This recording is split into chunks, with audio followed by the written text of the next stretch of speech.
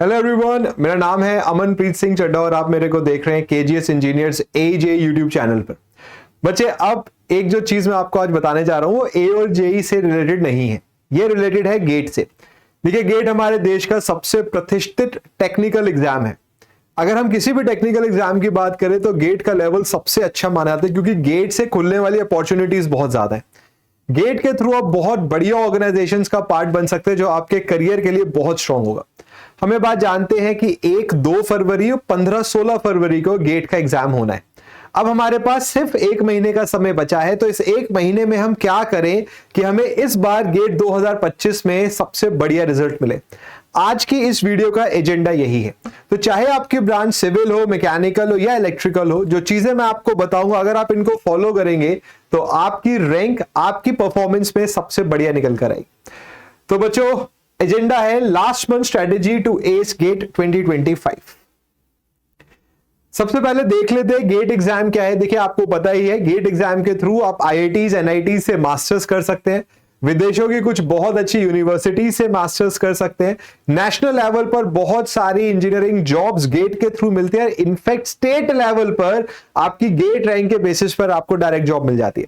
तो गेट एक ऐसा एग्जाम है जिसको क्लियर करने के बाद आपको मल्टीपल ऑप्शंस मिलते हैं और ये सारे ही ऑप्शंस अपने आप में बहुत बड़े हैं। हमें बात जानते हैं कि हमसे 65 क्वेश्चन, 65 क्वेश्चंस पूछे जाएंगे 3 घंटे के समय में। तो यहां पर समय इशू नहीं है, यहां इशू है कंसेप्ट। तो अगर आपने कंसेप्चुअल स्टडी कर रखी है तो आप एक बहुत अच्छा रिजल्ट ले आएंगे। अब बात यह है कि जो भी हमने पिछले कुछ 10-11 महीनों में पढ़ा उसे लास्ट के 1 महीने में हमें कंपाइल करना है। तो वो कैसे किया जाए? देखिए, सबसे पहले स्टडी मटेरियल पर जरूर ध्यान दीजिए। देखिए, जो आपका लास्ट का ये महीना है, अगर आप कोई नया टॉपिक भी इस टाइम पे पढ़ रहे हैं या कोई टॉपिक रिवाइज भी कर रहे हैं तो always go for standard study material.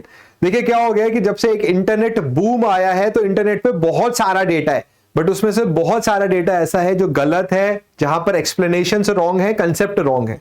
तो इस बात का जरूर ध्यान दीजिए, जब आप गेट जैसे एग्जाम की तैयारी करते हैं तो कहां से पढ़ रहे हैं ये बहुत इंपॉर्टेंट है। स्टैंडर्ड बुक्स का इस्तेमाल करिए या जो टीचर्स है, जो भी गाइड्स हैं, मेंटर्स हैं, जिनके पास वास्ट एक्सपीरियंस है, जो ऑथेंटिक हैं, उनसे ही पढ़ाई करें। स्टैंडर्ड बुक्स के थ्रू पढ़िए। समय लगता है, स्टैंडर्ड बुक्स टाइम लेती हैं चीजें सिखाने में, टीचर्स टाइम लेते हैं सिखाने में, बट वो बढ़िया से कंसेप्ट सिखाते हैं।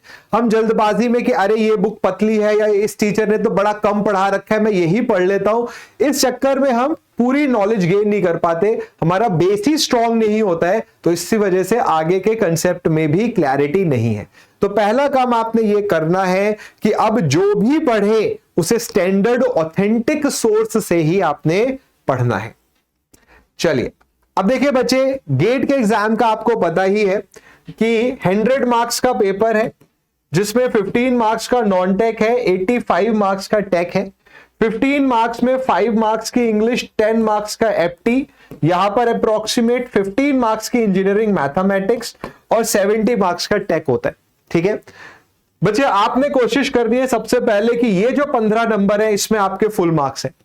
देखिए, इंग्लिश का पेपर जो गेट का होता है वो बहुत आसान होता है। अगर आप नॉर्मल इंग्लिश न्यूज़पेपर पढ़ते हैं तो आप इजीली स्कोर कर सकते हैं।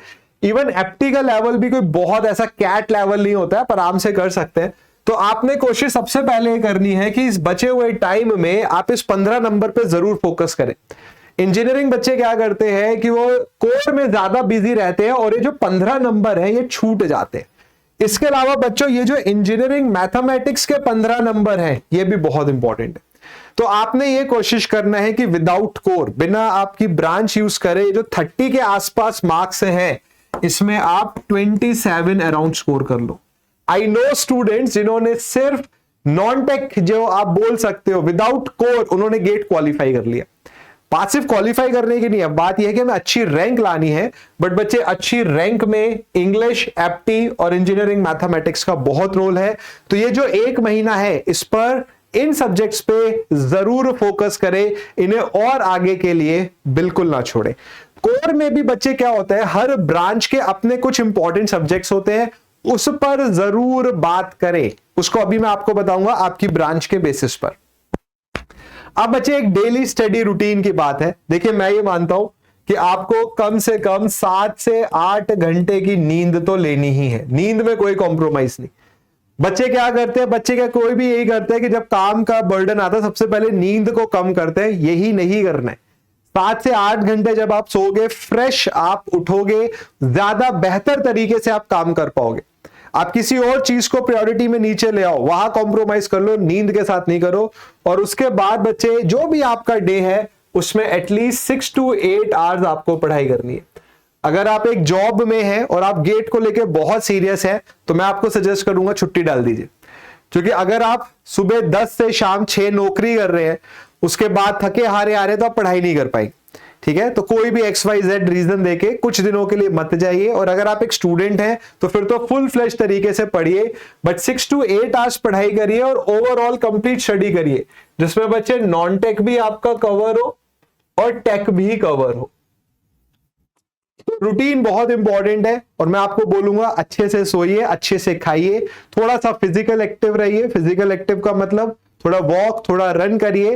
जितनी बॉडी फिजिकली एक्टिव होगी, माइंड भी उतना ही एक्टिव रहेगा। ठीक है, तो रूटीन पर आपने काम करना है। अब ये बहुत इंपॉर्टेंट है बच्चों, मॉक टेस्ट।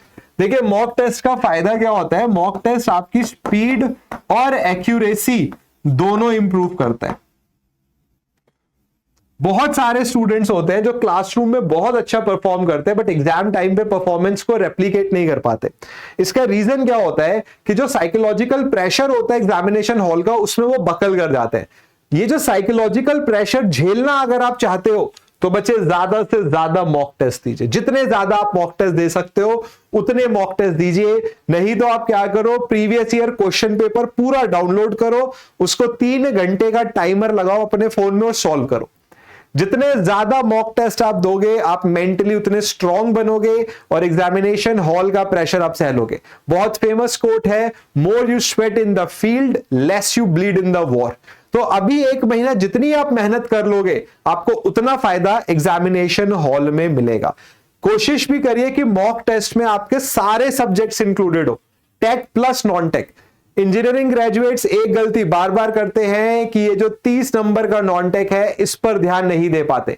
तो इंजीनियरिंग मैथमेटिक्स, एप्टी एंड इंग्लिश, इस पर भी इक्वल ध्यान देना है और रेगुलर रखिए अपने मॉक टेस्ट को। अब बच्चे आता है टाइम मैनेजमेंट।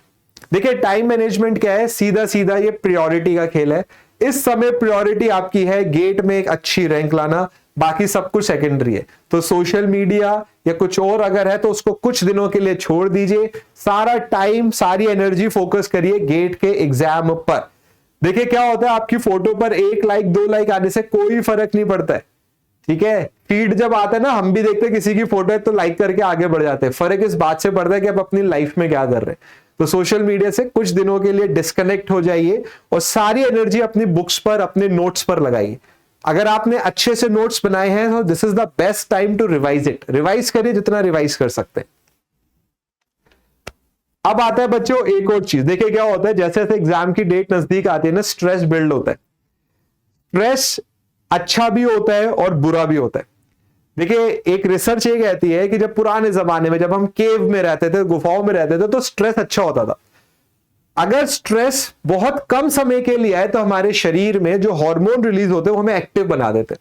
तो केव्स में जब हम रहते थे तो ऐसा ही होता था कि भैया कोई शिकार आ गया, शिकारी आ गया, तो हम अपनी जान बचाने के लिए एड्रेनलिन रश होता था हमारी बॉडी में, हम भागते थे, बचाते थे जान।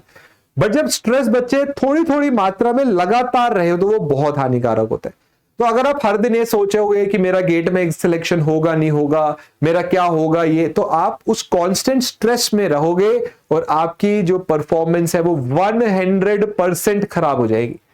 अब इसका सॉल्यूशन क्या है? इसका सॉल्यूशन ये है, stay in present. If you would stay in past you will be depressed, if you would stay in future you will be anxious. तो प्रेजेंट में रहिए, आज पर सारा फोकस करिए और ग्रेटफुल रहिए। ग्रेटफुल रहिए कि ठीक है, मैं उठ पा रहा हूं, मैं खा पा रहा हूं, मैं चल पा रहा हूं, मैं सोच पा रहा हूं, आई एम हैप्पी। तो जब आप ग्रेटफुल रहते हो और जब आप आज में रहते हो तो आप यकीन मान रहे हो आपका बच्चे स्ट्रेस बिल्कुल छूमंतर हो जाएगा। करके देख लो, कोई पैसा नहीं लगना इसमें। ग्रेटफुल रहो कि जो हो रहा है मैं खुश हूं। भगवान बहुत कुछ कर सकते हैं। कितने सारे लोग हैं जो लाइफ आप जी रहे हो वो उनकी मतलब ड्रीम लाइफ है। तो ऐसा अब अगर आप सोचोगे तो आपके अंदर एक पॉजिटिविटी आएगी और स्ट्रेस अपने आप खत्म हो जाता है जब पॉजिटिविटी है।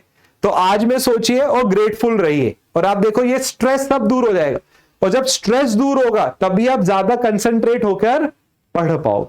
स्टे ग्रेटफुल और अपने आप को प्रेजेंट में रखना है। चलिए अब बच्चे आते हैं रिवीजन प्लान पर। हमें पता है कि 4 हफ्ते हमारे पास रह गए हैं, तो first week, second week, third week और फोर्थ वीक में हमने अपने महीने को बांट लिया। बच्चे फर्स्ट वीक में जो भी आपने पढ़ा उस फंडामेंटल्स को याद करिए, फॉर्मूले याद करिए, ठीक है, जो भी कंसेप्ट्स थे, फॉर्मूले, एवरीथिंग, कोई आपने नोट्स बनाए हैं उसको याद करिए। कोशिश करिए कि आपके पास कुछ शॉर्ट नोट्स हो जो आपने बनाए हो, किसी ने आपको दिए हो, ये रिवीजन में बहुत काम आते। बच्चे सेकंड वीक में कोशिश करिए इंपॉर्टेंट टॉपिक्स को कवर करने का। हर कॉम्पिटेटिव एग्जाम में हर सब्जेक्ट के कुछ टॉपिक्स इंपॉर्टेंट होते हैं। सिविल इंजीनियरिंग की बात करें तो जियोटेक हो गया, आरसीसी हो गया, एनवायरमेंटल इंजीनियरिंग हो गया, ये बड़े इंपॉर्टेंट टॉपिक्स हैं, इंपॉर्टेंट सब्जेक्ट्स हैं, इनको कवर करिए। कुछ सब्जेक्ट से कुछ टॉपिक्स बहुत इंपॉर्टेंट होते हैं। ओपन चैनल फ्लो में क्रिटिकल एनर्जी पे बहुत सारे क्वेश्चंस आते हैं।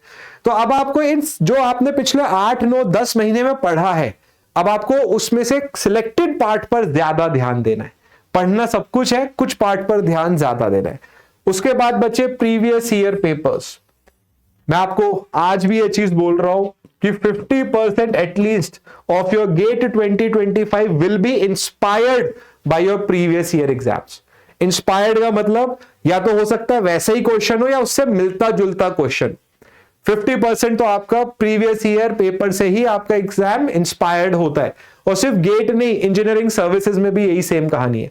तो ज्यादा से ज्यादा PYPs या PYQs को सॉल्व करिए, और उसके बाद बच्चे फुल लेंथ टेस्ट दीजिए।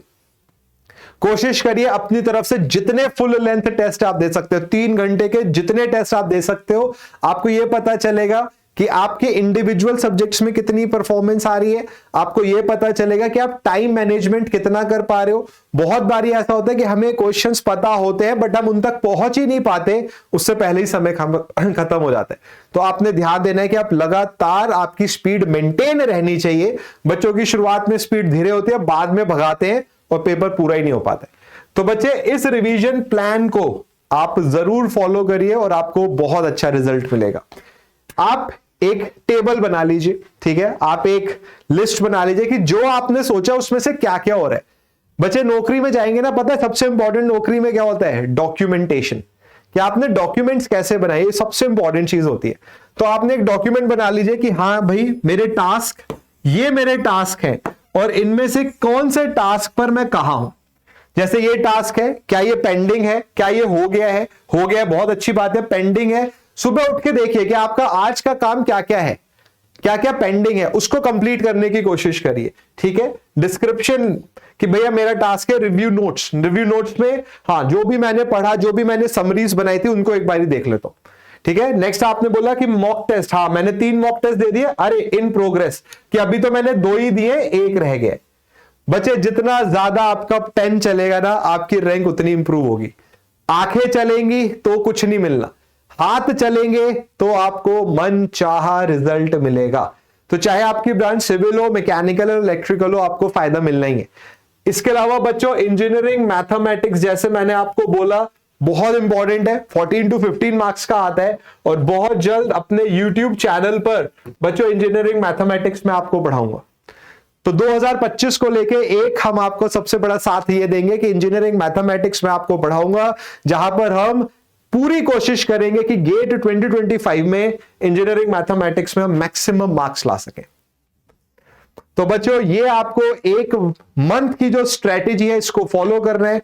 कोई भी आपके मन में सवाल है तो आप कमेंट सेक्शन में बिल्कुल पूछ सकते हो, डेफिनेटली हम उसका जवाब देंगे। अगर वीडियो इंफॉर्मेटिव लगी तो साथ ही गेट एस्पिरेंट्स के साथ इसको शेयर करिए। चैनल पर अगर आप नए हो तो सब्सक्राइब करिए, बेल आइकन जरूर दबाइए ताकि आपको सब वीडियोस के नोटिफिकेशन मिल सके। तो बच्चों मिलते हैं नेक्स्ट वीडियो में, till then do take care, God bless you, thank you.